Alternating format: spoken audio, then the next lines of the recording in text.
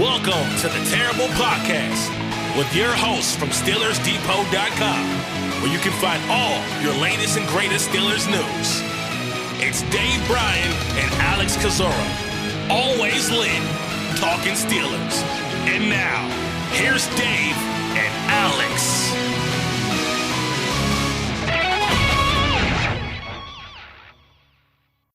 Welcome to the Terrible Podcast, Season 14, Episode 15. He's Dave Bryan. I'm Alex Kozora, SteelersDepot.com. Thanks for being back with us here this Monday, Steelers Nation. Dave, the 2023 Streamies were held last night, and yet again, we did not win because we were not nominated for any category at all. I don't know if you know what the Streamies are. They're the award for the online podcasts and YouTube videos and stuff like that, but I think we'll make it through because we have a bunch of Steelers news to talk about today. How you doing?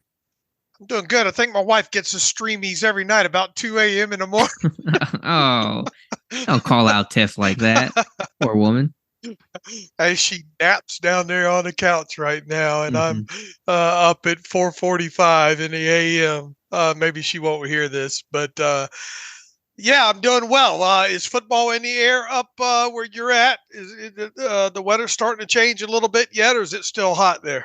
It's a little bit crisp. The weather's starting to change. And Kevin Dotson, speaking of change, he is on his way out of Pittsburgh. He's probably headed to L.A. right now. Sunday evening, trade happening. The Pittsburgh Steelers dealing offensive guard Kevin Dotson to the LA Rams for a couple of 2024 and 2025 pick swaps. We'll talk about the details here in just a moment. But well, you didn't want no small talk there, did you? You just wanted to get right into this thing. All right, let me roll up my sleeves. Let's get at it.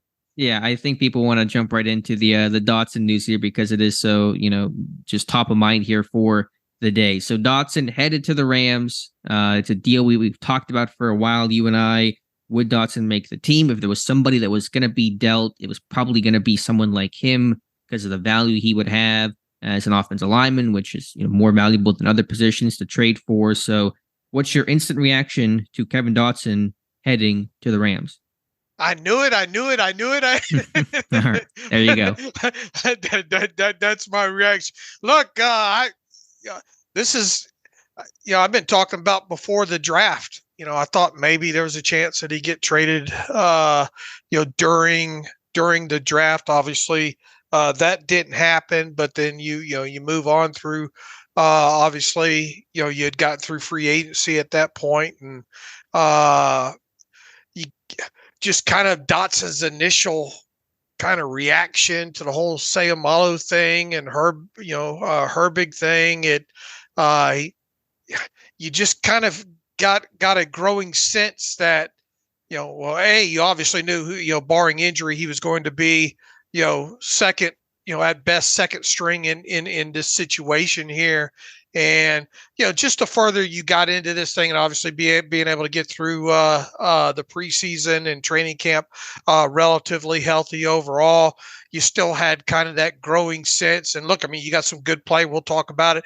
Some of these younger offensive linemen there as well, too. He just, he became, really was expendable right from the word go earlier in the offseason, and things that have transpired throughout the rest of the summer has kind of made him expendable, as well there. So no, I'm obviously not shocked one bit. I think the compensation, I think was good overall there. I think there were some barriers there that made the list of teams probably wanting to trade for him a little bit shorter. You got to remember that he had received the proven performance escalator bump this past offseason due to snaps played throughout his first three seasons. He is now in the final year of his rookie contract. That bump in pay got him up to over 2.7 million this season. So you kind of were in a situation this close to final cut down day where you really had to look long and hard at the best compensation you could get overall. And I think the Steelers did that. And You obviously, what's the compensation? You want to tell the people about the sure. compensation in this? Right. And that comes from ESPN's prior reporting shortly after the trade last night. So it's a couple of pick swaps. The Steelers and Rams will swap their fourth round and fifth round picks in 2024. So Pittsburgh will get the Rams 2024 fourth round pick. The Rams will get Pittsburgh's 2024 fifth round pick. And then in 2025, they'll do another pick swap, Pittsburgh getting the Rams fifth round pick and the Rams getting Pittsburgh's sixth round pick. So a little complicated, but basically fourth, fifth round pick swaps in 2024 and fifth and sixth round pick swaps in 2025. And that could be a pretty big difference in terms of picks because the Rams, I mean, we'll see how good they are, but that roster looks among the worst in football, especially defensively. It's Aaron Donald and a bunch of other just random dudes. So who knows how it'll shake out, but you know, it actually might be some decent value in terms of, you know, how much Pittsburgh moves up in the draft. Yeah, and obviously we don't know what's in store for the 2023 Steelers, but I personally kind of expect them to be better than the 2023 Rams, at least where we sit right now. That could obviously change, but if the Rams don't have a great season at all, you could be looking at what would essentially be a very very high pick in that in that fourth round there, right? And sure. Once again, I think it was a situation of, you look around and field the calls and get the best offer you can, then go ahead and pull the trigger. And I think that's what they did. And, they were wise overall to wait and get through the preseason. Look, I think you can put your tinfoil hat on here and say, he probably could have played in that preseason finale if that had been a regular season game. Would Kevin Dotson had suited up for that one? More than likely, in my opinion, yes. But this might also have been a situation where the Rams said, hey, look, we're probably going to be ready to go with this deal after this final preseason game here. We would highly suggest you not play Kevin Dotson, especially if he's dealing with a little bit of a banged up shoulder there, which, I think he obviously was there. I don't think he was surprised when they came and told him that he was being dealt. Sure. I mean, the writing's kind of been on the wall for a while now. They go out there and they first sign Nate Herbig in free agency. And at the time, we both kind of assumed he was going to be the starting left guard. And then, of course, they take the big swing and sign Isaac Seumalo, who was obviously going to be the starting left guard. And Herbig was obviously going to become the top backup. And so where did that leave Kevin Dotson? Really nowhere overall. And so, we've been talking about this basically since that happened back in early free agency. And so finally the deal comes to fruition. And I've said it before, and I just viewed Kevin Dotson as a talented player, a frustrating player because he was so inconsistent, but just not a good scheme fit in Pittsburgh for what Pat Meyer wanted. There were mental mistakes, the more aggressive pass sets he was never really comfortable with. It's not really his forte overall. And so I think he could have success with the Rams more so than what I think happened in Pittsburgh last year, where to his credit, he started all 17 games, did not miss a snap. He's shown his toughness this summer playing through that shoulder injury. I just viewed him as a poor fit in Pittsburgh for this current group. And then obviously really without a role when you add Seumalo, when you add Herbig, and I'm sure we'll talk about what this means for the still remaining Steelers offensive linemen and some of the emerging young guys. And that may have been the final thing that pushed Kevin Dotson out of Pittsburgh. Yeah. To me, he's a guy that you just line up and let go. He's more of a mauler coming out of Louisiana Lafayette, not technical. Not one of those real technical type guys. You just tell them to go tell them to block the guy in front of you, right? Maybe a different system, will be good for him. And now at least he's going to, I would like to think that he's going to get a strong opportunity to at least open the 2023 season with the Rams as a starter. To my understanding, they've got a couple of nicked up people, over there right now. So look, if he can turn it around and limit those penalties and be a little bit more sound overall, maybe he can parlay this into a little bit better contract after the 2023 season. But long story short, we both left them off of our 53-man roster projections here, the final ones there. So to me, it felt like he was going to be gone one way or the other, and he's gone before final cuts are made via trade.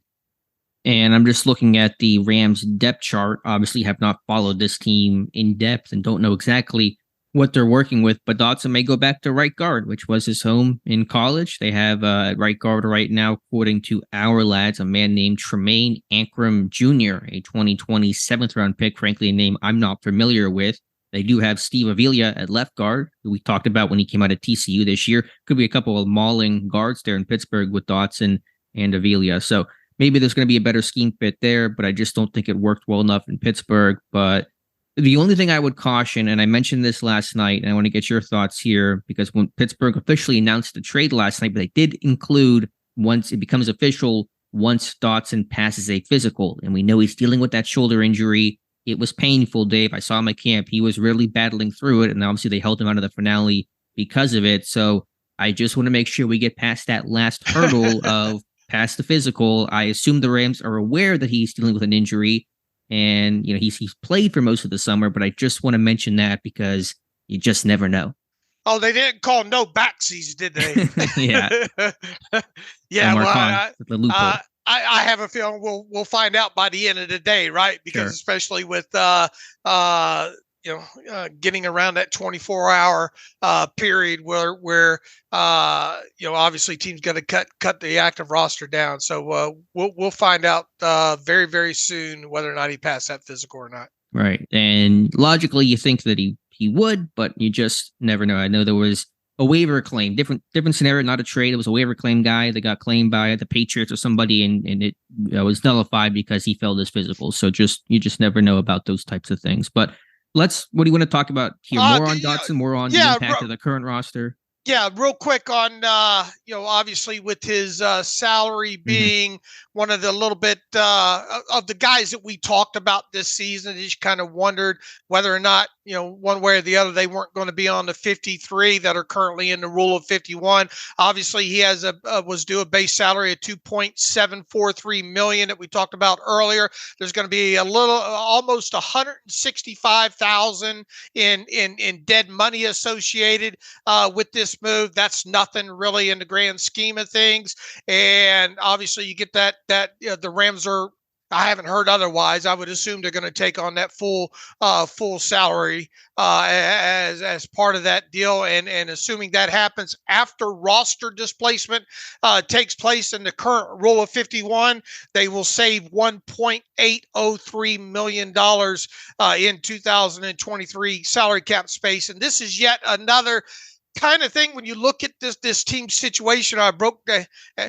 Look, you can thank me for this trade happening, because I just posted a salary cap update Sunday afternoon there. Oh, right. Ahead of what I thought was going to be a busy couple of days coming up here, and then not several hours after that they deal Kevin Dotson. But you are in that territory now, I believe, and even more in that territory right now of, will this team or won't this team have to restructure the contract of TJ Watt?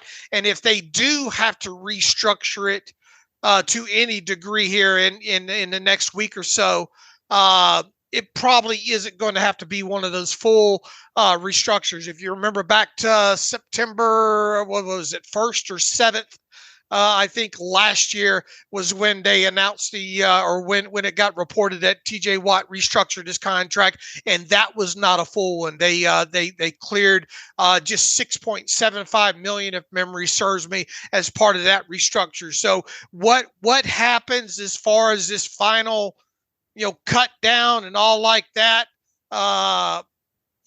Is a guy like Gunnar Olszewski, is a guy like Montravius Adams, some of those guys where you save a little bit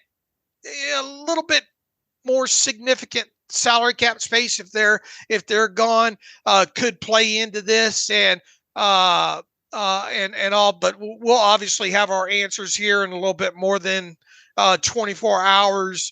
As far as what's going to happen with the initial cuts, and then up until the start of the season, we'll wait and see what happens with the whole TJ Watt thing. But not a huge amount of savings when it comes to trading away Kevin Dotson, but $1.8 million is nothing to sneeze at, either, especially when it comes to a decision like will they or won't they restructure the contract of TJ Watt. Right. Now, that's good information there. And I'm guessing will you do another cap update to reflect this, or will you kind of wait post 53 just to see where things land by Wednesday, Thursday? Yeah, look, I mean, at this point, you've got several moves on tap. So, I can give you a running total with the Kevin Dotson trade right now. They are sitting at, and also there was at least one injury settlement that came in right now. Looks like they're not counting the injury settlement money this morning. The Kevin Dotson deal alone puts them at 12.205 and some change under the salary cap. The adjustment made on the NFLPA site this morning was $79,167. Now, either that's one of Butler or Cody White getting a 3-week settlement, or it's them combined getting 3 weeks. In other words, one guy getting 1 week and the other guy getting 2 weeks. They don't differentiate on that main sheet. So you kind of have to let this play out. In other words, if only one of those two players had an injury settlement hit the NFLPA sheet today, one would think that if there was another one out there, would hit tomorrow. So we should have a finalization on that. But at least one of them, if not both of them, hit the NFLPA sheet this morning. Once again, I mean, you're talking about $79,000, low over $79,000, so it's not a big number. But look, this team's got a full practice squad to set still. That's probably going to be around $4 million there. You've got a 52nd and 53rd player that need to be accounted for. That's going to be at least $1.5 million. This team currently has a little bit short of $2 million on their injured reserve list. That'll begin counting, and then really the biggest question all within this is how much does Omar Khan want to go into this season with available salary cap space. I've been working with a number of $9 million as a budget all off season based on what they've done the last two seasons. Will he lower that number this year? Will it be the same? Will it be more? That's the gigantic question. I mean, $9 million is a lot of money, right? When it comes to cap space here, that's the biggest unknown quantity. And unfortunately, Omar Khan will not return my phone calls with me asking him to tell me what that number is going to be. I apologize. Come on, Omar, help us out here a little bit. But good information there. I know, keep us updated based on what happens. It's going to be busy cap-wise, roster-wise over the next couple of days. And so maybe once the dust settles, we'll get a lay of the land here later this week. But with Dotson, anything else in terms of the player himself being dealt? Again, I just think a realization that there's some talent there. Offensive linemen are in demand. So there was going to be interest in other teams wanting to acquire him. I think the value is fine. It's not amazing, but I think it's just for the player and the expiring contract that he is. And it's always made sense for Dotson to be playing elsewhere in 2023. I agree. Let's talk about why they were able to move on from him. Sure. I mean, obviously the headliners here, when you add, say, Malu, the starter, and add Herbig, the backup, and I assume if you're trading Dotson, you feel comfortable with Nate Herbig's health, and he said he's going to be ready for week 1. So this is kind of another confirmation, box checking of that. But I think there were two players lower on the depth chart that I think are going to make the 53 that made this team feel extra comfortable about trading Kevin Dotson. Those two players, and Josh Carney wrote about them yesterday, are rookie Spencer Anderson, and I think especially Dylan Cook, who's kind of come on strong the last 2 or 3 weeks of the summer. So Anderson, a guy that's played all 5 spots in camp, played a bunch of spots in the preseason, and has, guard value and versatility. And then we saw Dylan Cook playing left guard in that finale, and I thought played pretty well at that position. That may have been the final thing that told Pittsburgh, okay, let's move on from Kevin Dotson. Yeah, look, Anderson, we've What? Look, this is why right at the start of training camp, I pepper you with, tell me about the offensive line rotation. Tell me about the groups. And I think one thing that I think two things with this group became apparent as we got through training camp and then into the start right before the start of the preseason, was that Spencer Anderson was indeed going to move around. The question was, would he play? How many spots would he play during the preseason? That ended up being 4 in total. The only position he did not play during a preseason game was left tackle, and I'm pretty upset about that. And I thought he represented himself very well overall there when it came to that. And then a guy like Dylan Cook. I mean, I think you slowly track that thing, right? That he's moving up in line reps there, and then even in preseason, you got to see him move up. I think in groups, he ended up playing right tackle, left tackle, and left guard in the preseason. And when they try to showcase that kind of versatility, I think as part of even moving up, a little bit in rotation there, I think there's a lot to read into that overall. And I do agree. And, I think our 53-man rosters that we predicted, jive with it as well too. I think these are the two guys, assuming they keep 9 and assuming they don't go out trade for a center here and now, those are the two guys that are the big winners here. I'm with you. And I think that was the calculation. And we'll talk about this maybe more when we discuss our final Steelers roster predictions that were made pre-Dotson trade, but both left Kevin Dotson off of our predictions. We'll talk about where those guys slot in more. But I think Pittsburgh wants to hold on to their young and versatile and hopefully developing offensive lineman in Anderson, in Cook, and that kind of really squeezed Kevin Dotson out. So that I think was the final straw that told Pittsburgh, okay, let's go ahead and make a deal for Kevin Dotson. There are some people out there that think that this is a positive for Kendrick Green making the 53-man roster.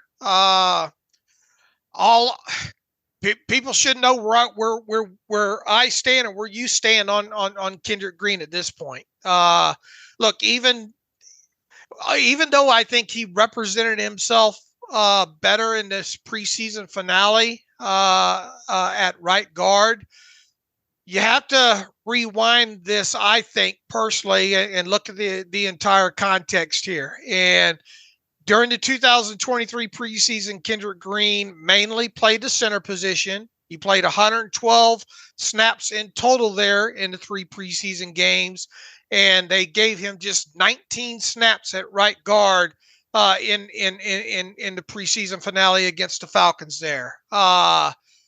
This is the same Kendrick Green that logged 0.000 snaps in 2022 as an inactive, healthy scratch throughout the 2022 season. His play at center during the preseason, I didn't view as being all that impressive there. And I will state once again that if they keep Kendrick Green on this 53-man roster, I would view this as malpractice on their part. Is it possible Green's kept? I suppose I don't want to have the blinders on so much so that I rule it out. It's possible. I'm not going to sit here and say it's impossible, especially because not knowing what's going on really with Herbig, even though Herbig says, I'm good and all like that.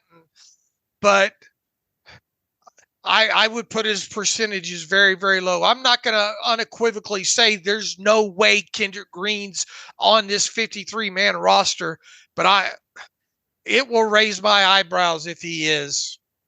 I would have a hard time understanding why exactly. I guess if he was, it would be he's the guy that has the most experience at center, and we value that. But obviously the quality of that play is a totally separate discussion.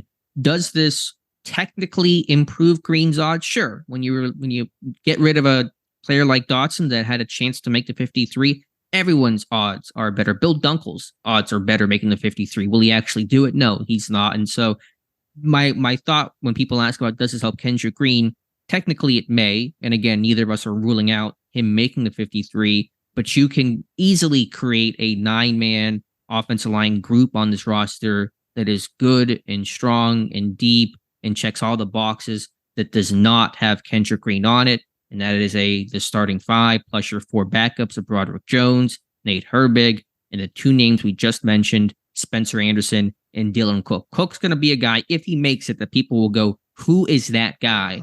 But if you listen to us, and I've been talking about him since the Friday Night Lights practice, the first time that Dylan Cook really popped to me, and I mentioned him there, and I've been talking about him since. Cook may be that surprise name to the outside world that makes the 53.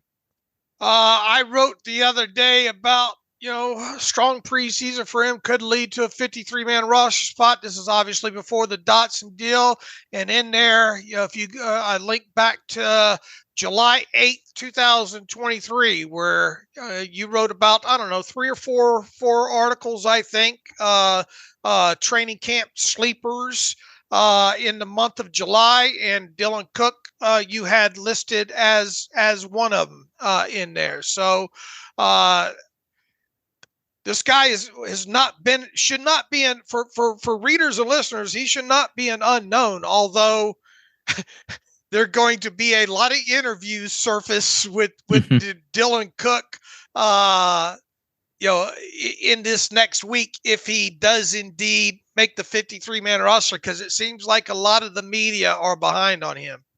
Yeah, and maybe some are coming around to him late. I'm not quite sure, but we've been, he's been on our radar for a while. And that last day at camp when he moved up to second team tackle, then he got some guard reps. Actually, I think it was the last couple of days at camp. He was getting second team reps over Raven Clark, then got guard reps the final day at camp, and his tape's been good. So, Pittsburgh, I don't think they want to expose that guy to waivers. I know it can be oversaid to say, oh, that guy's going to get claimed. Most players don't, but talented young offensive linemen with some versatility are more likely to be claimed than others. There's a lack of O-line talent in the NFL. Teams lose a bunch of players. For example, the Colts and the Buccaneers will probably look for offensive linemen at center, not tackle, not Cook, but they have injuries there.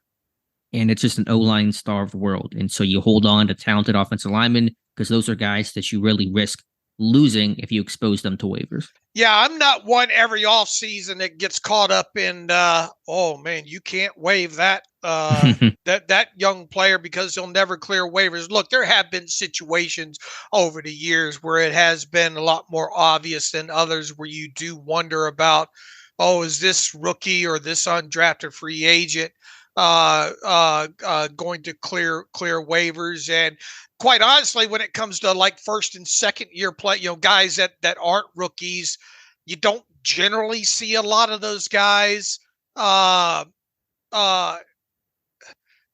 picked up through it does happen obviously, but I think less so when it comes to Steeler players that are non-rookies when it comes to the initial cut down a waiver process being claimed.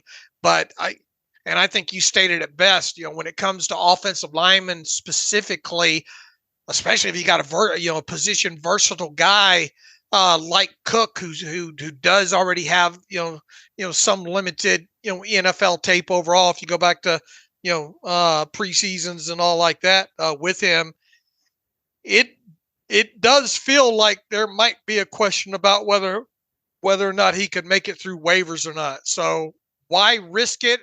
Especially if you're planning on keeping 9 and not. Here's the other wrench in this whole system here, I guess, right now is, and it doesn't seem as likely now, but especially with what's out there or what might be out there is if this team was to add another center on the outside, and still only keep 9. Then you could get in a position where it might be Anderson or Cook, I suppose. But it does feel like, or you could just keep 10, but you'd have to cut from somewhere else, another position group to be able to do that. I wrote an article yesterday about some veteran center options, and I think they all make some level of sense. For Pittsburgh, I still believe Jimmy Morrissey is the one name that stands above the rest. Although, as I mentioned, you have teams like the Colts and Tampa Bay that are going to be looking pretty hard for some center help. But as I went through that list and kind of stepped back after I wrote it and looked at it, I don't really see anybody as the upgrade over a Nate Herbig, and at the cost of cutting somebody else, a Cook and Anderson, another position. I really just struggled to see the guy that would be like, okay, let's get this guy to become our immediate backup center. So I think Pittsburgh may just stand pat with the group that they have. I'm feeling that way now as well, too, especially when you look and I've been trying to find, and you did write about some good, five decent, potential center options for the Steelers on the outside. But, how many of those do you really get excited about? Yeah, Morrissey was really the only one that felt appealing to me. To go back to the point about O-line scarcity, just to finish that thought, there were 3 NFL trades yesterday, Dave, not just the Kevin Dotson one. There was him and 2 others, and they all involved offensive linemen, where the Browns and the Patriots made a deal.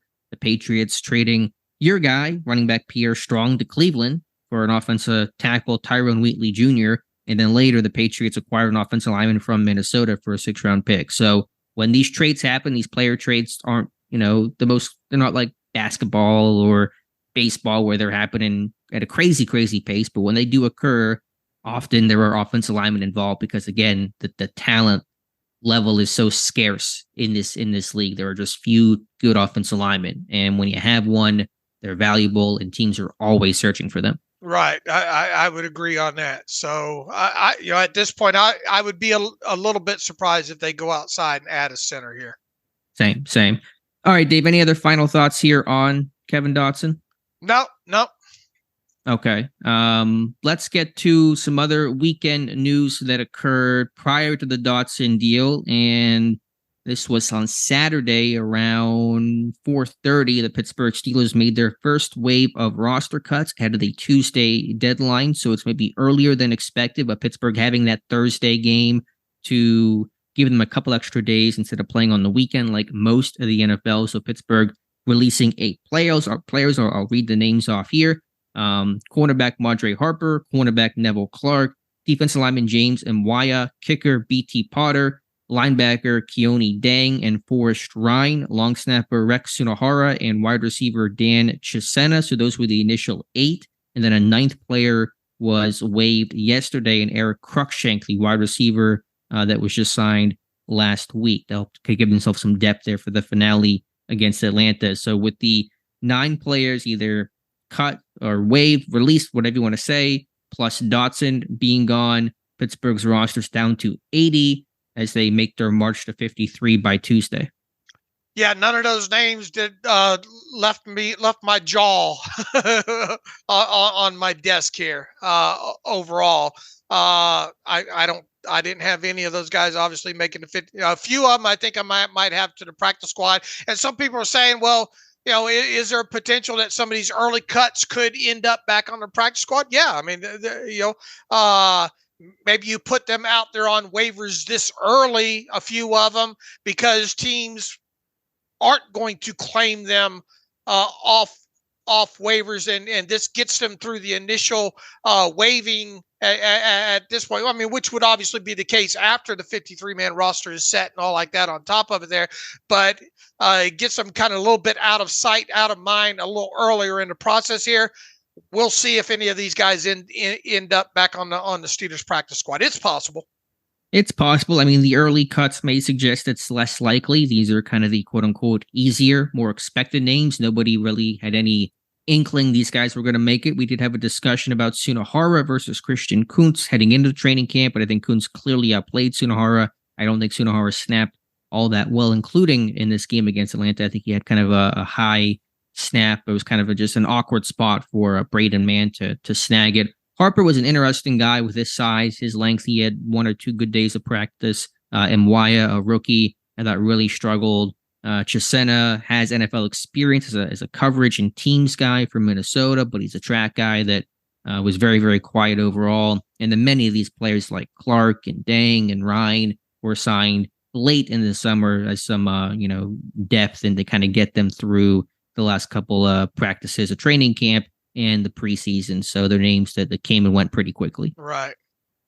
And then Cruikshank, again, kind of in that same boat there. So right now, again, Pittsburgh's roster standing at 80, and they'll make those cuts by Tuesday at 4 p.m. along with the rest of the NFL. So, Dave, I got to suppress a cough here. So let's get into our 53-man roster predictions and kind of talk about real our quick. thoughts. I think one of the biggest takeaways from these cut downs is the fact that 2 of your 3 backup specialists were included in that, and the third backup specialist that was not was Braden Mann. So I think that if you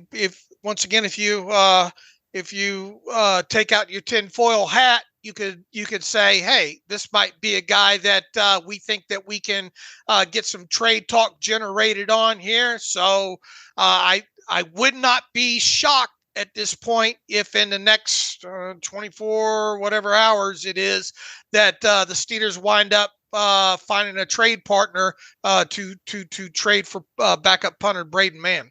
It's a good point. And we mentioned this on Friday. It's happened before with Brad Wing. And you at least hold on to the guy as long as you can, because you just never know who might come calling at the last second and cave and say, okay, I'll give you a 7th round pick for man. We need a punter, and we don't want to have to deal with the waiver game and all that kind of stuff. So you can't rule it out right now. Right. All right, let's jump into our dueling roster predictions. And these were made post the initial 8 cuts, but I don't think any of us had James Mwaya or Neville Clark on our roster. I made mine before the 8 cuts were made. Oh, they were? Okay, I'm sorry. Okay, they were before the 8 cuts. Mine were after the 8 cuts, but before the Kevin Dotson trade. But again, it really did not impact the calculations all that significantly. So let's go through. We'll compare things position group by position group. Obviously, a lot of similarities here, but our rosters are not identical, and we'll talk about the differences here in just a moment. So quarterback, both keeping 3 and the same 3 of Kenny Pickett, Mitch Trubisky, and Mason Rudolph. Really no debate here, Dave. Yeah, no debate. And that's been my 3. I know it's been your 3 throughout this process. To me, there's not really that much to anything at all to discuss here.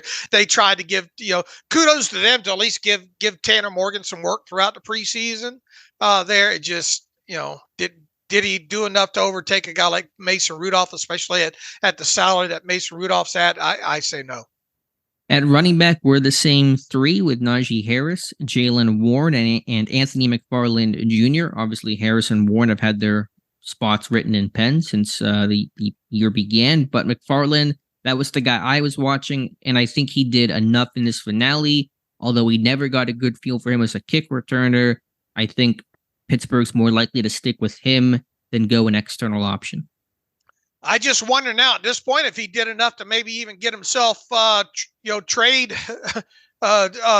at this, at this point. Kudos to him. He's had a great summer. And if you go back to my first initial 53-man roster prediction with him, I just wondered if that special teams value was going to be enough for him overall.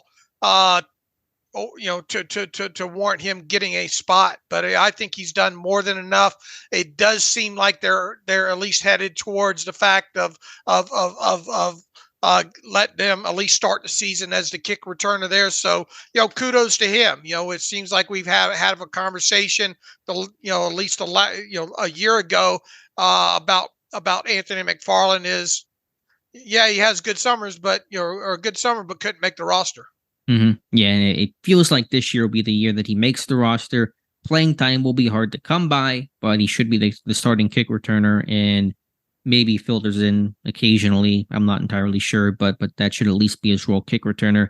Now things get a little bit interesting. At wide receiver, we are the same, although I imagine we both kind of wrestled with what direction to go here, but keeping just 5 in Deontay Johnson, George Pickens, Allen Robinson, Calvin Austin, and Miles Boykin. So we both leave off Gunnar Olszewski from our list. Yes. How tough was that decision for you? It was very tough for me because I've wrestled with a couple of spots here, and in my previous, my second to last one, I think I put I wrote something, against my better judgment. I'll put Gunner on here going in ahead of the final preseason game. I definitely wrestled with it, but the numbers, what I wanted to do at other positions, caused me to have to only keep 5 in total. What does Gunner really bring to this team? I mean, yeah, back up, assuming Calvin Austin III is going to be your primary punt returner. Olszewski could be, this year's Steven Sims, where you keep a 6, but you make him inactive unless something happens there. From the other outside, Gunner has been a okay special teams player in the past. I just wonder if he's still that guy, and I wonder if he's a guy that if you're talking about 51, 52, 53rd player on a roster, how much you're actually banging the table for when it comes to him. They like Gunner. He's got some versatility. He's had a good summer. I'm not going to be shocked if they keep him, but I think obviously he'd be a week 1 inactive, and I just don't know what his role would be and how he would get active. Obviously, I think it would take an injury, but he's not going to be the starting kicker punt returner. The slot receiver work's already spoken for. He is costing you a little bit to be, deep reserve inactive. I just lost where exactly he's going to help you the most, short or even longer term this season. Right. Once again, he is one of, I think there's a good 5 or 6 guys here that you could say you can make a strong case that they end up on the 53. In other words, kind of bubble guys, if you will. Sure, he was my basically 54th player on my roster prediction. All right, let's get to tight end, and this is really interesting here, Dave. We both have Pat Freiermuth, Darnell Washington, Connor Hayward. Those are layups. We differ on the 4th. We both keep a 4th tight end, which is not guaranteed, but I'm keeping Zach Gentry, and you're keeping Rodney Williams. Dave, if you nail this, man, you could take all the victory laps for life. Explain this one. I think it's really interesting. Well, I mean, I've talked about Gentry for most of the offseason here, wondering just how safe he really is. And then now look, we understand now at this point that he's got some, was in some sort of walking boot, I guess. But, I don't think that injury's termed serious at this point. But even a healthy Zach Gentry, what does he really give you other than a big body? Overall, it's not like he's a huge, it's not like he's a huge special teams asset. I don't think. And even if he's out there as a second tight end on offense, to me, doesn't give you a whole heck of a lot, as a blocker there. I thought about just carrying just the 3 in general in, obviously Pat Freiermuth, Washington, and Connor Hayward, who's slash Hayward, if you will, because of how he's a fantasy flex or whatever you want to term him and all. But I did start looking. I pulled the some preseason tape on special teams ahead of setting my final roster and all, and going deeper into Rodney Williams, who even you agreed had a good camp overall. Yes. There. And you wrote about that, and I think mentioned several times during our podcast and your reports that Rodney Williams is having a good camp. Different body type, obviously, more of that kind of the flex guy than you would into the line of scrimmage guy. But let me tell you, I thought Rodney Williams represented himself well on special teams throughout the preseason here, and I think that he could be a guy that Danny Smith's pounding the table for here, saying that, look, if given my druthers of a 4th tight end on this roster, that I'd much rather have Rodney Williams than I would Zach Gentry there. So this is kind of and if you're not going to have a guy like, 'Let's say, I think even if you kept Rodney Williams, Alex, I think you'd have to have a guy like, 'Let's say, Rodney Williams, Alex, 'Let's say, I think even if you kept Rodney Williams, Alex, I think you'd have to have a guy like, 'Let's say, I think even if you kept Rodney Williams, Alex, if that wound up happening, I think you do so with the intention of dressing him week one on top of it for special teams ability. Now, the rest of my 53-man roster prediction played out, I think it would come if they kept him and they dressed him week one, then it could result in a guy like Mark Robinson not getting a helmet as one of 5 inside linebackers that you keep on this roster here. So a lot of things played into this, and my decision, I'm just not enthralled with Zach Gentry top to bottom in all aspects of the game. And then another aspect within that is Rodney Williams has had a great camp, albeit different body type, and I think he's a special teams asset. I understand the point on Gentry, and I think you're right. I think Williams quietly had a really good camp. I struggle to see how he's going to dress, and if if you're keeping him for special teams, then usually those guys are dressing. Otherwise, they really lose that value there. And I think he's someone that you can just put on the practice squad and call up if need be. I mean, isn't it? You'll have the Brock Purdy rule is throwing me off a little bit here, but you're still going to have 6 inactives per game, correct? No, you still dress 48, right? Well, they've had 6 inactives last year. Am I missing 5? 5? Because the thing that you're getting caught up there was the elevations. Is that what it was? That threw you out. Remember that that you can dress as many as 48 players if you have 8. If 8 of those players are offensive linemen that are dressed, right? Okay. So and obviously, if you have a 53-man roster, then 5 would be inactive. The thing is that your inactive list grows for every elevation that you might have in that. So that's kind of probably what throws people off in that. Now, the change, the way I understand it, at least, is that a quarterback.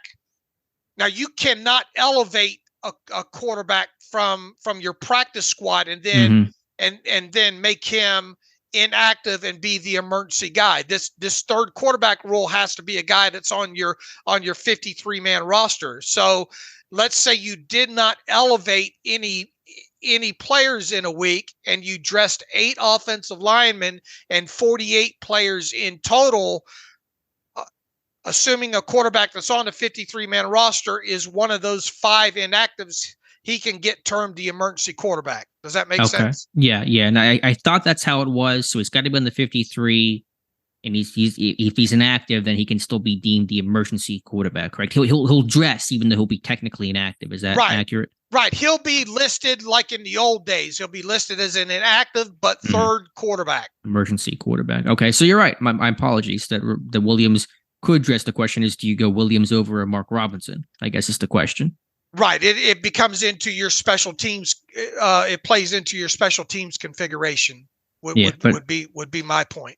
But I admire the call here to kind of take the shot because he wasn't someone I really had considered. I think with Gentry, I understand you're right. He does not have the special teams value. His blocking is not as good as it should be. I just think for a team that wants to be big-bodied and be physical up front and as some protection behind Washington, where if they lost him or if he struggled, whatever the case was, you have a similar body type to block some of these 4-3 defensive ends and, just be an interior inline attached type of guy. I think Pittsburgh likes that. And so that's why I gave Gentry the slight edge over really was him versus Gunner as kind of the last spot on this roster.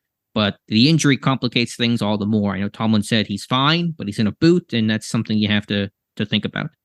All right. So if you're keeping Gentry, are you making him active on game day? Are you dressing? No, he's inactive. Yeah, he has protection behind Washington essentially. Okay. My whole viewpoint on this is that, and the reason I went the way because I think Rodney Williams would get a helmet. Okay. No, I understand that. And you're right. He certainly offers more special teams value than Gentry. There's no debate about that. The question is offensively, does he give you anything?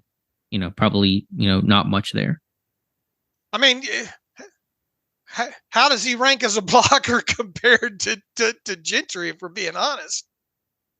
I mean, I think the blocking reps are pretty limited, but he's that, like you said, kind of flex guy coming out of college, and there's some efforts on 1-2, but he's not. They like Gentry because of the size. They like the rare size that Gentry has, that he can match up against that 270-pound defensive end that plays against the Bengals in a 4-3 front, a Trey Hendrickson, a Sam Hubbard, somebody like that, and that's why they like and they value Zach Gentry. It's why they went out and drafted a big body dude in Darnell Washington.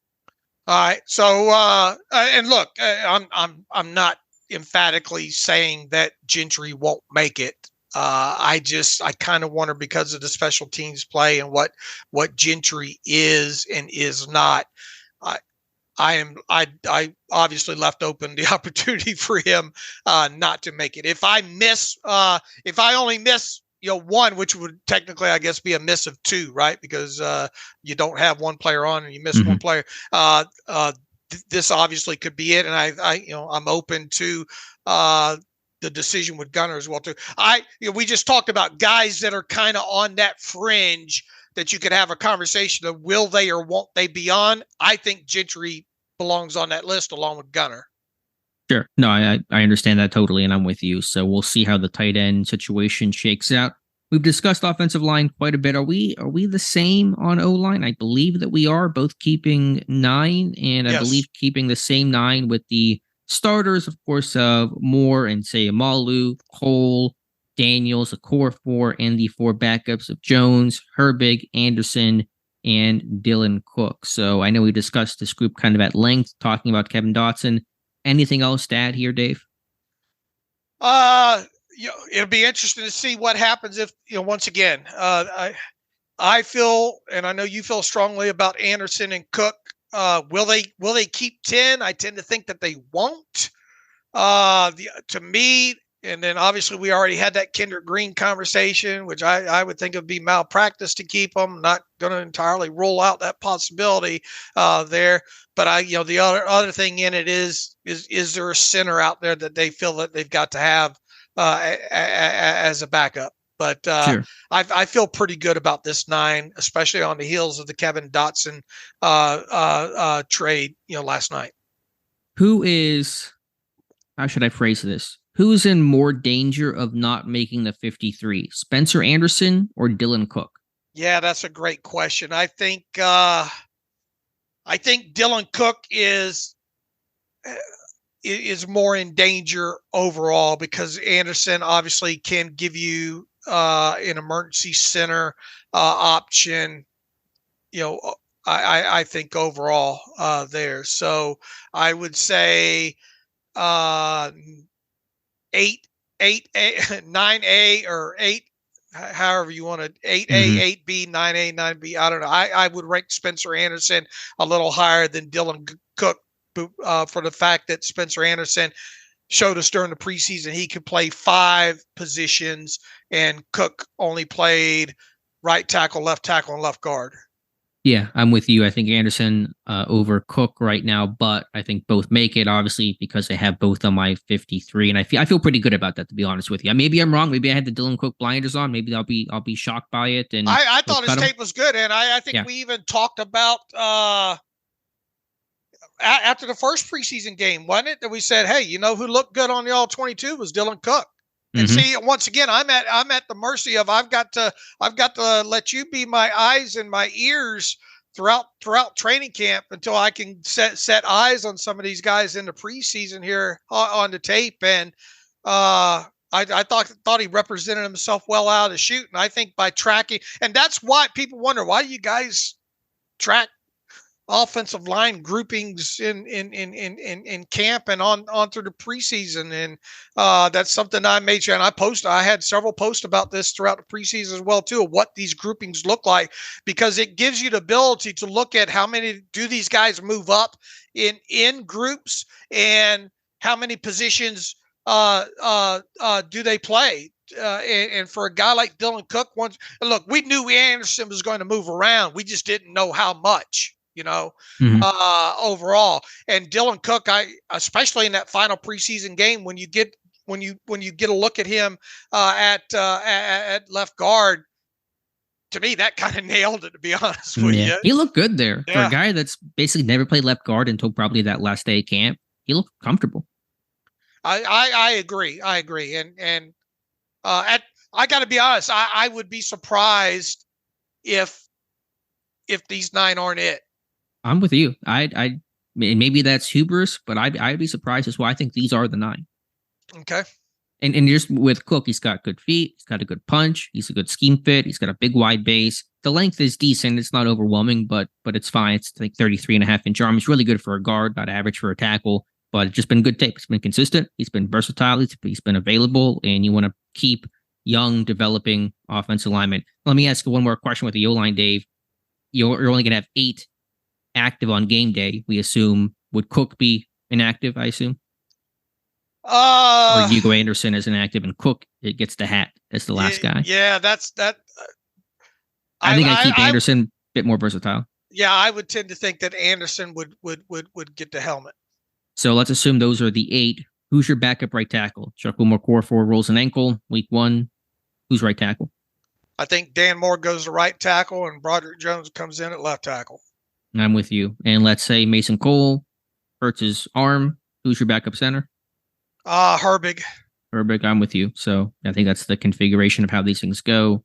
I would, and you would agree with. I would have liked to have seen more of Herbig at center during the preseason, but obviously the shoulder didn't allow that to happen. Yeah, I think Pittsburgh would have liked to see more of Herbig as well. Not a lot of snaps there for the backups in Herbig and Anderson at center, but if that's the biggest complaint of the preseason, I think you take it overall, and that basically is the biggest complaint of the preseason. All right, Dave, let's flip over to the defensive side of the football. Defensive line, I've wrestled with this quite a bit. Maybe you have as well. Are we the same? I'm checking my groupings here. We are not the same. So you are keeping, well, here's the 7 you're keeping. Cam Hayward, Larry Ogunjobi, Keanu Benton, Armand Watts, Montravius Adams, DeMarvin Leal, Isaiah Loudermilk. I am keeping Cam Hayward, Larry Ogunjobi, DeMarvin Leal, Isaiah Loudermilk, Montravius Adams, Keanu Benton, and Braden Fehoko. So you're keeping Watts. I'm keeping Fehoko. Yeah, I wonder about Fehoko. I didn't get to see enough of him in the preseason snaps overall to feel comfortable enough to write him in here. Whereas obviously saw enough of, in my opinion, of Watts and Loudermilk there. To me, there's 2 questionable guys in my 7. Once again, I came around on Montravius Adams, who I had left out. My gut for most of the offseason told me, man, Montravius isn't going to make it, but he can, he didn't. I thought he played, better, obviously in that finale. They used him on the field goal team as well too. On top of it, I think they like Montravius Adams a lot more than what I like him. So I think that was enough for me to put him in there. The questionable names that you could mix and match of 2 of the 3, I think would be Watts, Loudermilk, and Fehoko. Mm-hmm. It sounds like it's going to come down to 2 guys for those. How do I want to say this? 2 spots for those 3 guys is probably where it's headed. And with Adams, the thing that did it for me is not only did I think he played well in that finale, he didn't play a lot. He played 7 snaps. He played the starting defensive snaps when Minkah Fitzpatrick played 7, and I think Alex Highsmith played 7, and then they all got out of there. And so that tells me they did not need to see much from Adams in this game. Obviously wanted to play Benton more coming off the ankle injury to see what he could do, but when you're playing only a couple of snaps in the finale, usually means you're going to make the roster. Okay. So for me, it came down to me. I'm not going to be shocked at the 7 that they keep. Sure. It was a tough decision for me. I like Watts' versatility more so than Fehoko's, and I just wonder what they really think about those 2 players there. So once again, this is a position group that I could very well see me missing on here. Well, I'm saying the same because I think your configuration of keeping Watts and Loudermilk and saying it's not a choice, it's both and, not either or, makes a lot of sense. But I went Loudermilk over Watts because I think the run defense for Loudermilk's just a touch better. He's a bit more consistent, a bit more steady. Although Watts is the better athlete, it's certainly the better pass rusher. Then ultimately, I went Fehoko over essentially Watts, and maybe I'm wrong. I know 3 nose tackles on paper looks heavy, but they just like the old butt kicking nose tackles up front. And there was a comment that Carl Dunbar made a couple weeks ago that you keep guys like Braden Fehoko. You need guys like Fehoko on your team to stop the run when it's late in the season. And if injuries ever, nail this team the way that it did 2 years ago, the biggest thing you lost there was not pass rush, but your run defense. And you need to have guys that can anchor against the run, and you can deal with the pass rush. You can manufacture that. You have edge guys that can do that. You can blitz DBs more. You can figure that out. It's harder to mask poor run defense and to scheme that up. So that's why I went with Fehoko over Watts, but it was a difficult decision.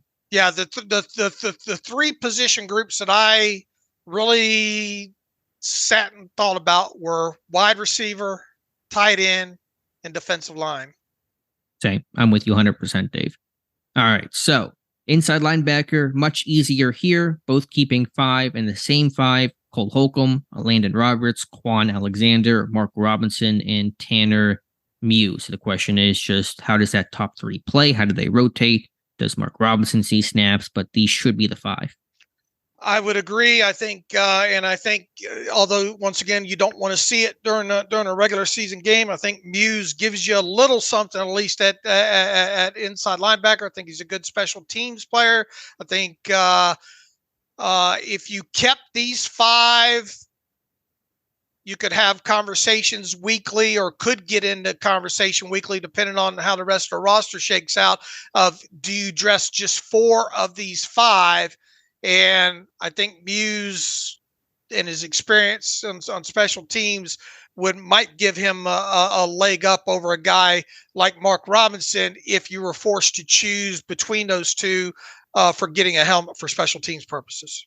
Yeah, I think Muse dresses. I think he led Pittsburgh in special team snaps this summer, and he may be one of the leaders in a multi-phase guy, 4-phase guy come the regular season. Outside linebacker, even easier. The 4 being, in both of our predictions, TJ Watt, Alex Highsmith, Marcus Golden, and Nick Herbig. These are the 4, and there's really no debate about that. Yeah, none. 0. Good 4, too. Haven't been able to say that in a while. Yeah, it's a really strong group, as strong and as deep as it's been, and I'm not sure when. At cornerback, both keeping 6 and the same 6 in Patrick Peterson, Levi Wallace, Joey Porter Jr., James Pierre, Chandon Sullivan, and Elijah Riley. I did put the caveat, though, on my explanation and my prediction is that I think Pierre makes the initial 53. I don't think he's on the team week 1. I think Pittsburgh will swap him out for some other cornerback not on this roster right now, likely through a waiver wire or a free agent addition, some more vested veteran, potentially a trade, but that's probably a bit less likely. But point being, I think Pierre is there Tuesday at 4. I don't think he's there Sunday, 1 o'clock, September 10th. Yeah, I can see your train of thinking there. The only reason he's on mine is because of the gunner value. Sure. I went back and tried to look at all the, they didn't, at least in my initial search, they didn't use a ton of guys at gunner during the preseason. Now, can they go outside the organization, or might there be a surprise guy, another corner that maybe they keep? But I didn't. When you look at roster construction too, you would think that if you replace a guy like Pierre 1 for 1, you would think that he would have to play some special teams and more specifically possibly gunner, right? Yeah, replacing Pierre. Yeah, I think absolutely. He would have to have a special teams role and probably be a gunner. I mean, there are some other options. I think Joey Porter Jr. could be a gunner option. But and Pierre has done that role, well enough. He's not as good as Miles Boykin, but he's fine. He's probably above average. But I just think he's frustrating with his inconsistent play and poor technique. And the coaches are just saying this guy's never been able to figure it out, get past beyond being a special teamer, cornerback. And so we're going to go find somebody else. Long story short, I don't think either one of us will be surprised if we get to the San Francisco game and Pierre's not on that 53. If you had to make a guess, will he be there come week 1, come September 10th? If you had to go yes or no, what do you think? I would lean slightly to the yes. Okay, Fair enough. All right, finally here for defense at safety, keeping the same four: Minkah Fitzpatrick, DeMonte Casey, Keanu Neal, Miles Killebrew, Kenny Robinson, Camp Darling early, Trey Norwood. I think a guy that has some talent, some value. I just couldn't find a way to put either guy on the 53, Dave. Yeah, I couldn't either. When you talk about, did Kenny Robinson get gunner work during the preseason? I don't believe so, based on the charting that I did. Did you do the special team stuff or just the defense? I mean, I don't actually physically chart with a spreadsheet, but I look at the tape and I write down some of the gunner configurations, and I don't recall him. I think he was getting some wing work on the punt team, left wing, for example. Right. Had he, he's the guy that you kind of wondered once you got to about halfway through training camp there, could he make one last push at this thing? And I never saw it, but he is, when you talk about 5 or 6 kind of fringe guys that, maybe just on the outside looking in, I think Kenny Robinson could be that guy depending on how roster figuration goes. I obviously left him off of mine. You left him off of yours, but he is an intriguing guy, and maybe he's the kind of guy that you can get back to the practice squad. Yeah, I think he's a guy that is practice squad material. I just thought his in-stadium work was a letdown. I thought it was a good camp at Latrobe. I thought in actual preseason action, he was not nearly as good as I thought he would look. Special team snaps for him. He was the R3 on kick coverage. He was the LF1 on kick return. He was the punt coverage, protection left wing. There you go. Punt return. He was DR1, DR2, DR3, and he was on the block team, on the field goal block, extra. So no gunner snaps for him. Right. All right, our specialists really chalk overall, especially with the roster cuts. Although Braden Mann, as you said, still hanging around, but Chris Boswell, Presley Harvin III, Christian Kuntz, obviously BT Potter, Rex Sunohara have been released and waived. Now it comes down to Mann versus Harvin. Do you think there's any chance that Presley Harvin is not punting week 1 for the Pittsburgh Steelers? I mean, I'm not going to paint myself that tight into a corner, but let me tell you this: six punts all inside of 20. It's not his fault that he didn't get worse field position. Damn the Steelers offense for being so good. I think he did everything that he was asked to do in the situations that he was asked to do, that I feel 99.8% confident that he'll be the punter. And I truly believe the fact that they are holding on to Mann at this point, who made a good push, I thought, in the final preseason game. I truly believe they are holding on to him with maybe the hopes that somebody will call and give them something for him.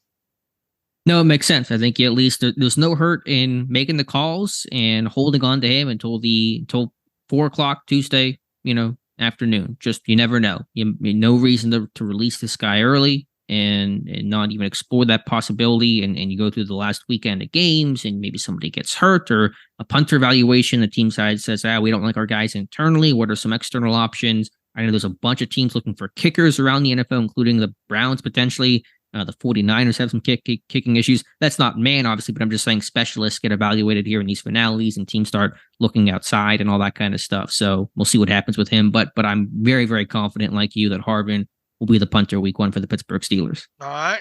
Now let's talk in total.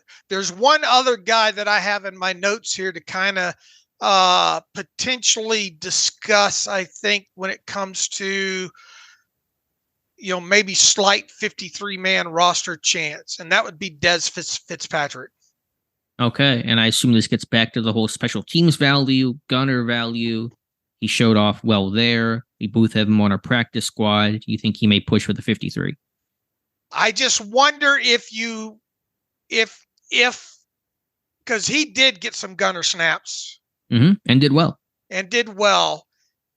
If you wanted to go one less corner, or if you wanted to go 6 wide receivers in total here, and Gunnar Olszewski not be the 6, you could probably make an argument a slight argument that I would listen to, that Des Fitzpatrick could be the 6th and not Gunnar.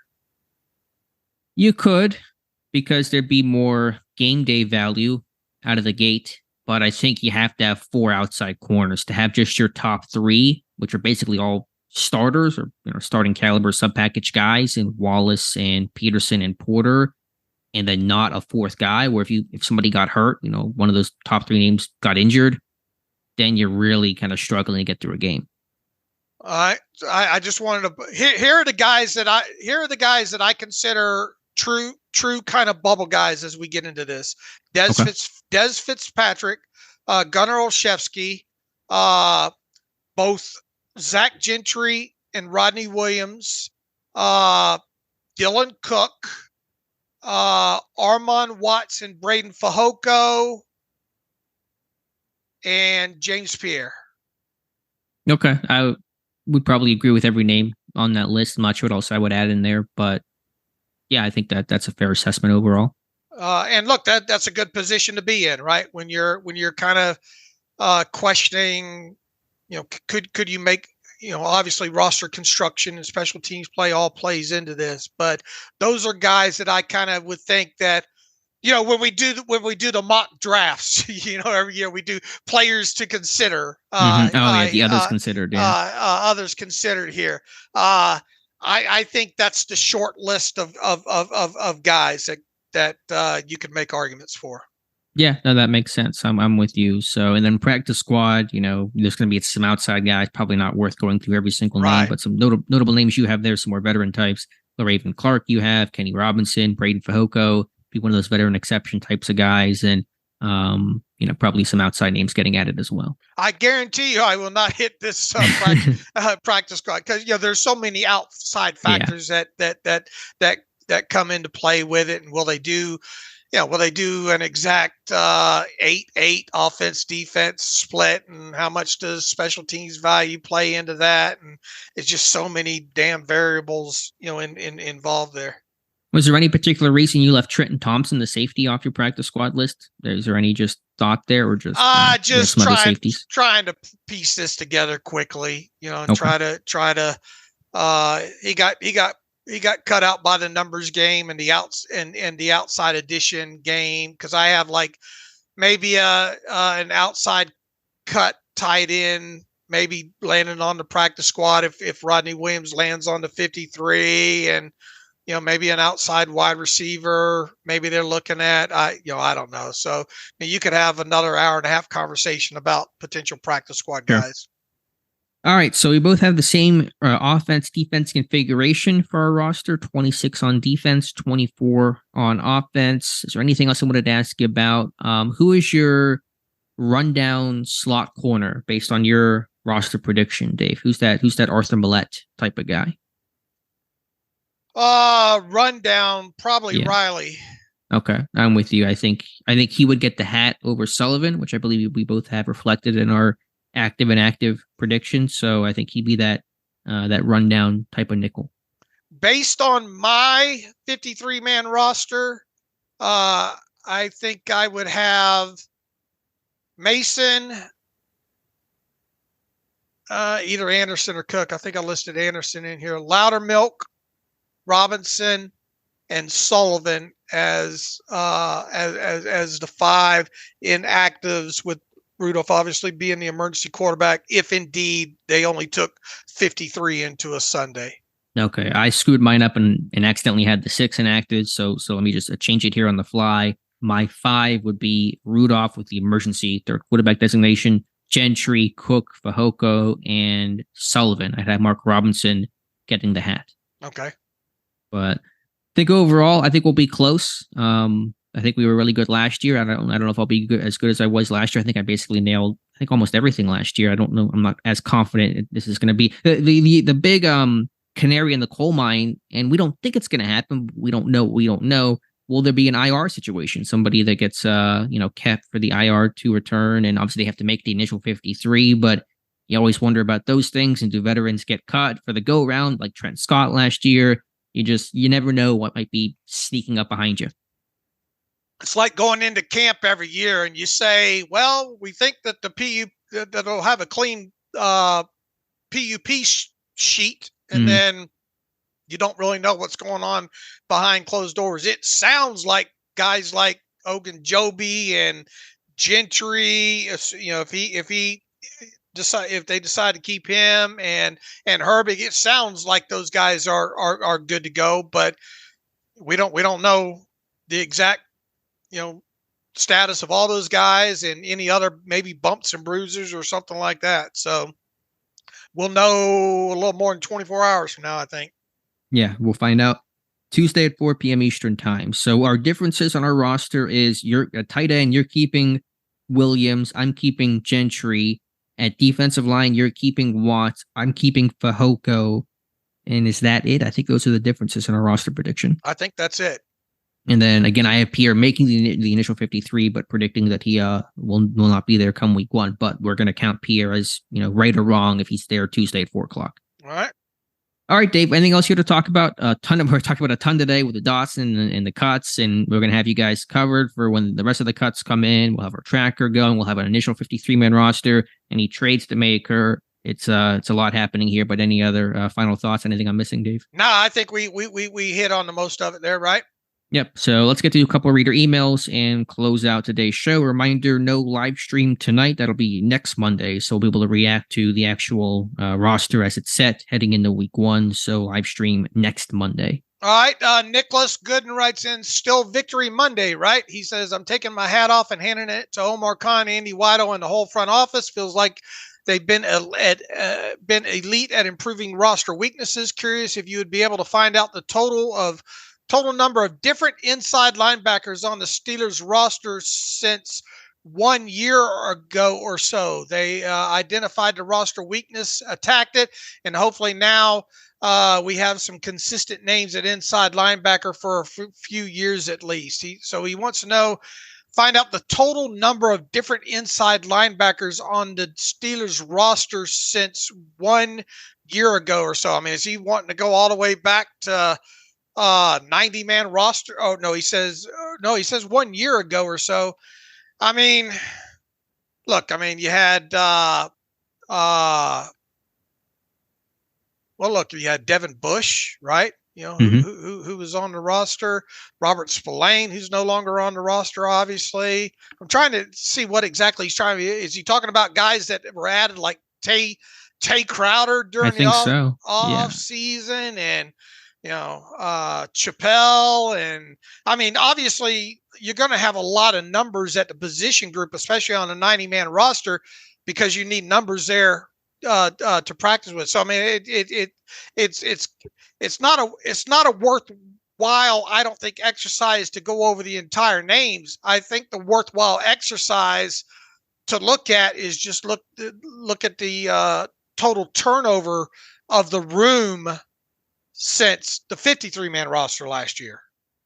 Yeah, the names are the names. It was Bush, Miles Jack, Robert Spillane, Mark Robinson, Marcus Allen last year, and then later Tay Crowder got added, Chappelle Russell on the practice squad, and then the group that we've had this year we've talked about. So those are basically all the names there. The group looks better. I'm not entirely sure if there was a point to the question, but those are the names, and hopefully the unit will play better than a season ago. Nicholas, we'll leave it at this. They have done a good job of addressing the positional need, and a little bit of a question going into preseason, I think, or into just before training camp. Once they got Quan Alexander on this roster, and then more specifically, once you saw Holcomb, Landon Roberts, and Alexander, and really Mark Robinson and Tanner Muse all play during the preseason.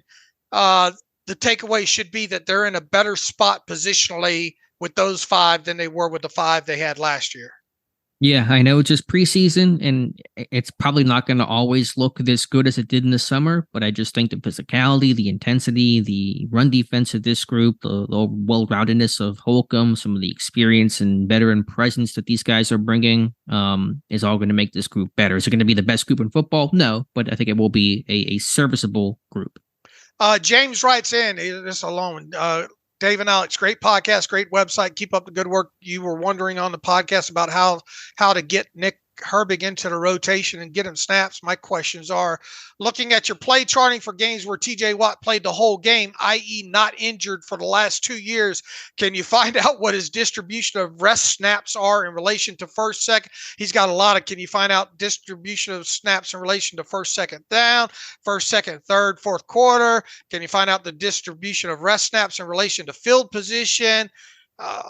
Look, we have the charting for that, but for us to pull it up on the fly right now from 2021, 2022 would take a lot of time. I get your overall sentiment. Look, Terrell Austin, even a couple of days ago, in so many words, said, there are going to be opportunities to get Nick Herbig on the field. What that will look like in relation to TJ Watt specifically and getting him off the field, we'll see. And don't forget, you've got another guy over there in that room, in Marcus Golden, that he gets lost in the shuffle because of how fantastic Nick Herbig's preseason was there. So,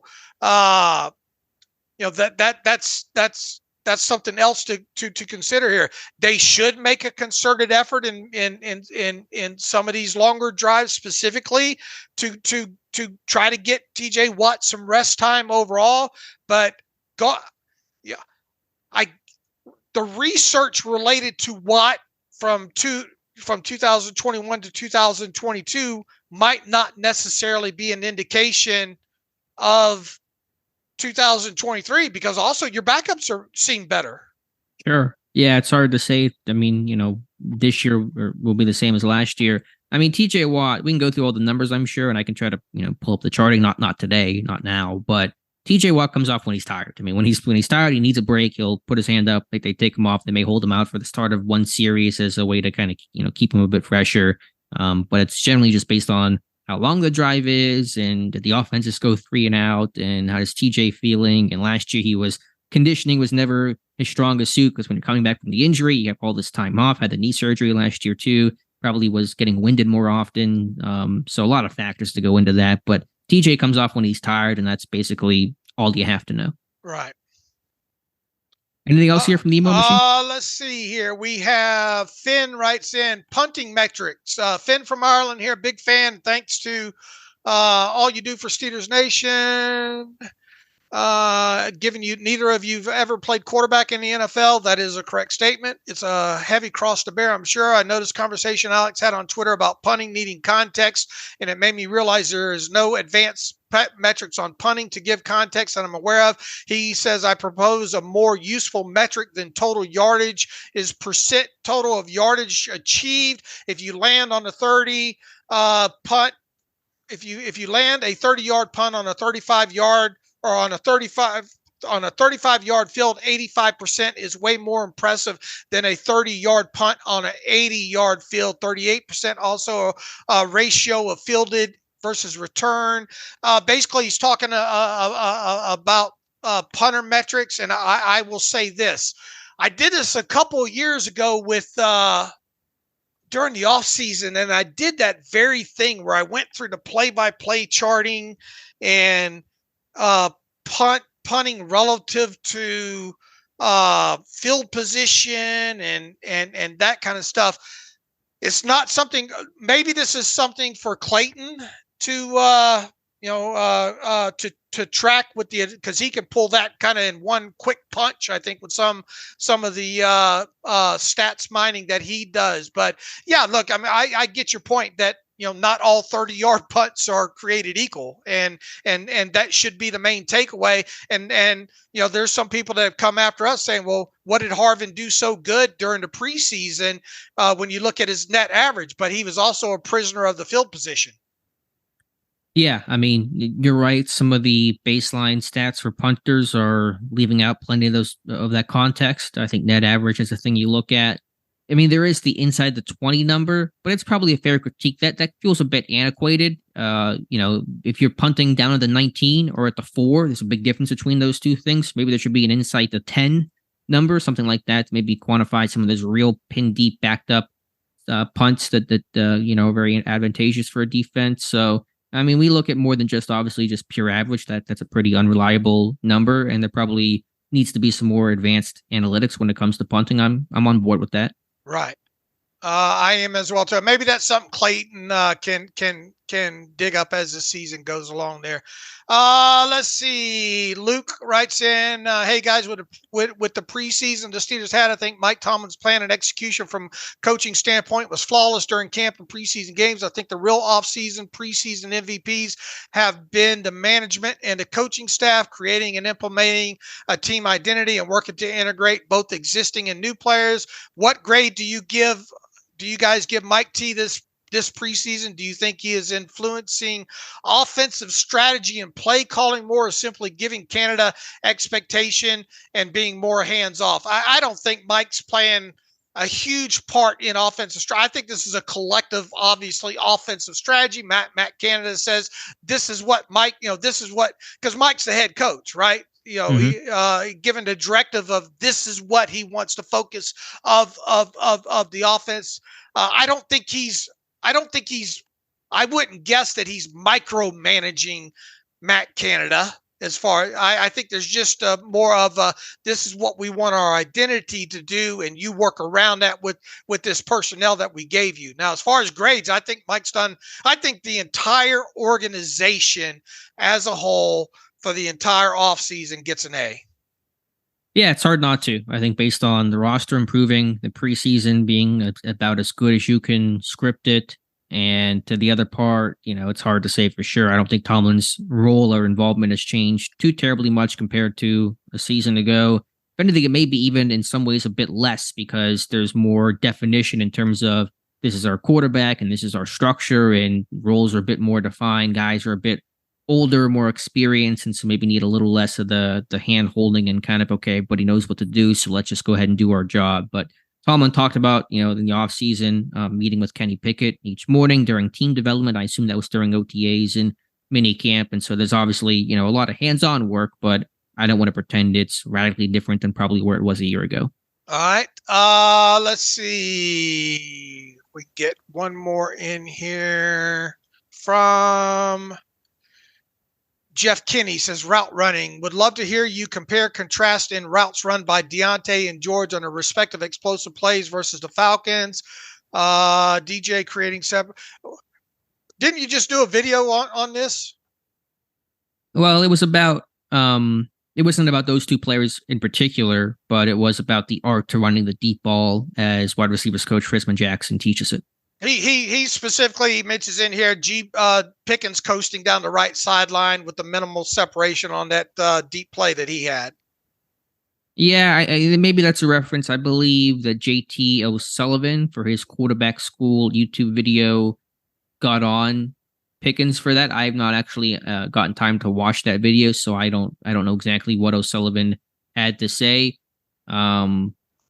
All I know is that Pickens makes these catches that are ridiculous. And sometimes, and I'm not speaking to this situation, but sometimes the really athletic kind of long striders don't look like they're moving that fast when they are moving pretty fast. Pickens will never be a big time separation guy, but he does win contested, and he does it better than just about any wide receiver in football. Yeah, look, and here's the thing too, if he's running full speed, you don't know the relation to what the quarterback sees and what the quarterback's expecting and all like that. If he is running full speed, is that ball underthrown? I understand, because especially when JT lays this out in his video, it seemed a little bit of, oh crap, he's going to throw it to me kind of thing, but you don't, not knowing. I understand where the pushback's coming from that on Pickens, but it's impossible to kind of decipher overall. I think. Yeah, and I haven't gone back and examined it under that lens. Maybe I should, but I would also just say that Pickens, had more limited runway than Deontay. Deontay that catch was at the line of scrimmage was Pittsburgh's 10-yard line, whatever it was. And so Johnson has the entire field. Pickens catches that one at the, inside the 5. And so if you run full speed, you run out of real estate in the back of the end zone and all that kind of stuff. So I just want to put the context of how much room those guys had in front of them as well. That's an important factor too, that plays into part that we don't know, Right. But I understand where the question's coming from in that, and especially with JT highlighting that, saying, what are we doing here? He says that a lot during his video. What are we doing here? There. But I mean, it's impossible to answer, I think. Yeah, but I really thought it was interesting, and I nerded out a bit, and maybe only a small section of people really appreciate that stuff. But to compare the Calvin Austin touchdown versus Cruikshank, being quote unquote overthrown, but it really was just because Cruikshank slowed himself down by looking back too early. So the devil's in the details, man. And you can run fast, but if your technique's not good, you're gonna be slow on the field. So I thought that was a really interesting chance to compare, when it's run correctly, the results, a touchdown, and when it's run incorrectly, you get incompletions. All right. I think that's got it. We're about an hour and a half too, so we need to wrap this up. Going to be a busy day ahead of us here today with the Steelers practicing after not practicing because of a team building function. So they said on Sunday there. So you think Kevin Dotson was at the function? Do you think they were like, Kevin, you wouldn't have a good time. You wouldn't like this place. I have no idea. I have no idea.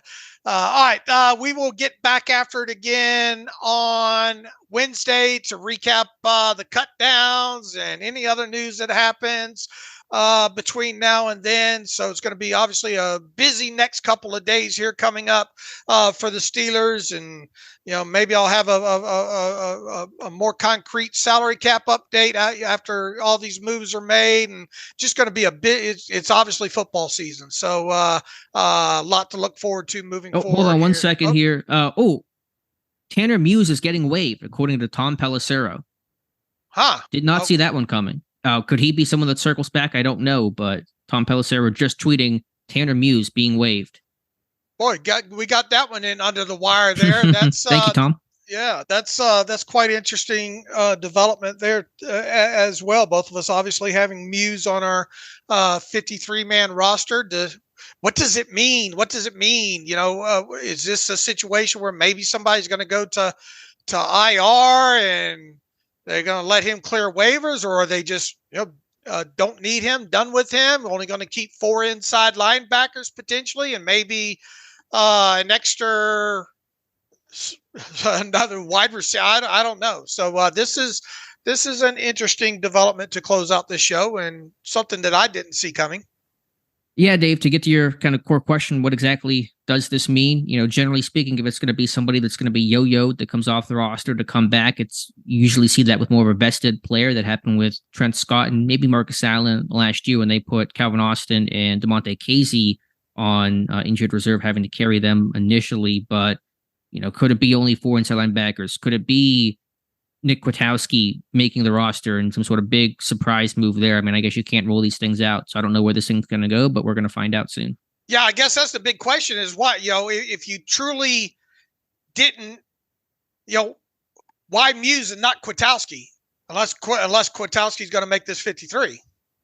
Right. Or unless neither are making the 53 and they're just going to go with the top 4. And if they're only going to go with the top 4, then where are they going to be one heavy somewhere else? Yeah, but why not? What's the rush to get Muse out there now? Why not just include, unless he's been told that and just it's leaking out, and the official word won't come until Tuesday at whatever. Right. I don't believe the move's official. It's just being reported out that this is direction. I mean, because Pittsburgh played that Thursday game, because last year I believe they played on that Saturday, so they were, they didn't have a lot of time to turn around and make decisions. They have a lot of runway. They basically know what their 53-man roster is. The debate's probably already been done. So I think that's why you're kind of hearing some of this stuff early, and why Pittsburgh made their initial cuts earlier than they typically do. Well, look, the initial 9 have already been made official on the NFL sheet as of yesterday. Right. There.